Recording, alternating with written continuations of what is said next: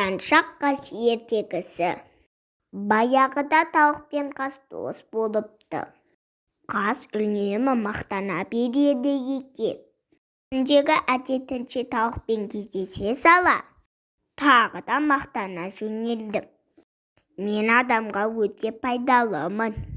Етім оларға азық болса, жөнімді көрпе жастыққа пайдаланады. Мен бәрінен де артықпын деп, өзінше қаз қоқиланды. Тауық үндеместен ойланып тұрды да, досына: «Қаз досым, менімен бірге жүрші», деп алдыға түседі. Қаз балпаңдап тауықтың соңынан ерді. Екеуі алдымен ешкіге келді.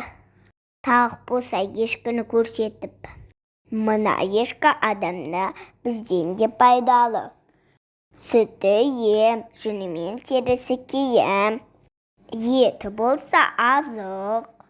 Және ешкі оны айтып ешқашанда мақтанған емес.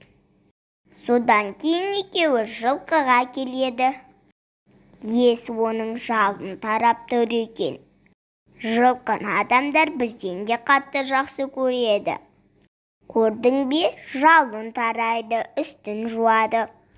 Адамдар жылқыға мінсе көлік, жесе азық, сүті сусын. Осыдан кейін тауық қазды сиырға апарады. Мына тұрған сиырға сүйсінемін. Сүтінен адамдар айран, қаймақ, май жасап жейді. Етімен терісін де пайдаланады. Сиыр деген үйдің құты ғой, деді тауық. Қаз болса мақтаншақ несіне ұялып қалады. «Қаз досым, мен көрсеткен ешкі, жылқы, сиыр, үшеуі де еш уақытта мақтанған емес. Олар өз міндеттерін біліп, қарапайым өмір сүріп жатыр.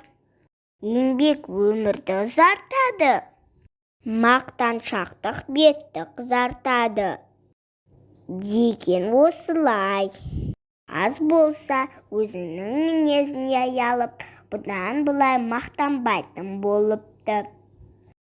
Міне достар, осымен менің ертегім аяқталды. Сау болыңыздар, мақтаншақ болмайық. Ол жаман әдет.